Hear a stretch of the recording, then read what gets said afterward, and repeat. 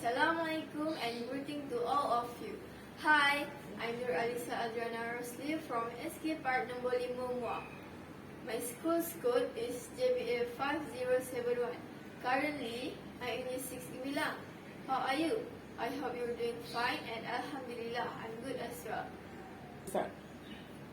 Well, today I want to talk about a book that I have read recently. The book title is Hansel and Gretel and Other Stories, compiled by Miles Kelly. Basically, this book has many short different stories from well-known authors such as Brothers Grimm. My personal pick will be a short story titled A Selfish Giant, written by Oscar Wilde. Why do you think I picked this one? To be honest, I really enjoy reading this story from the very beginning until the last page. This story is about a beautiful garden in which children play every day on their way home from school. Unfortunately, the owner of the garden, who is a huge giant, comes back from a city and wants his garden all to himself. He wants all the poor children to play elsewhere, or else they will be prosecuted for trespassing. Then, the weather changes and the garden is painted by the snow. As a result, the garden isn't lively and beautiful as it used to be. The selfish giant starts to feel lonely and gloomy. After a period of time, the springtime comes and the selfish giant can see the sunlight and children playing around his garden. It is lively again. This time when he realizes that his garden is beautiful because the children enjoy spending time there. The garden was filled with their happy laughter. Eventually, the selfish giant approaches the children and play with them.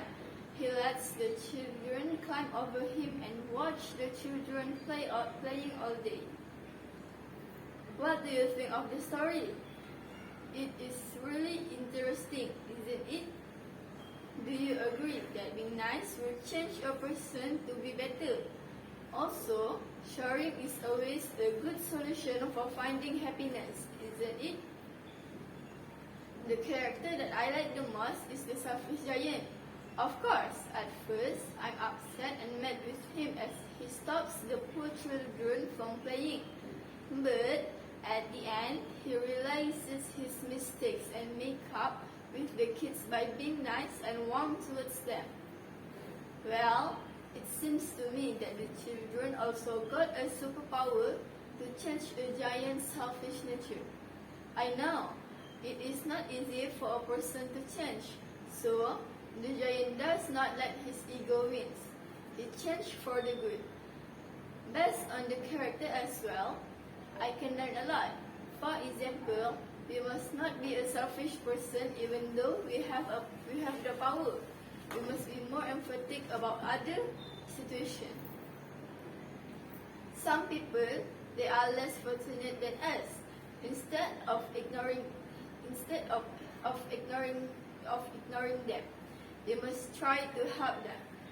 That the least that we can do is by being nice. This is because everyone has got different challenges in life.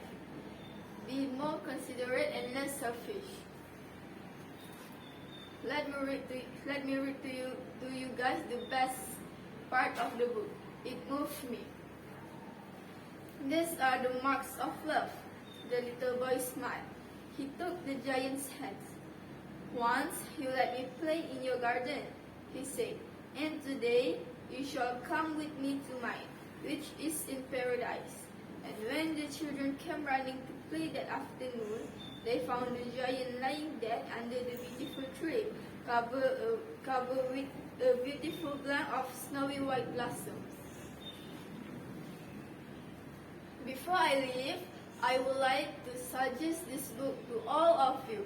Trust me, you will not regret for reading this book. You will enjoy the story and learn a lot from it. So, what are you waiting for? Let's go to the library and borrow this book as soon as you can. See ya!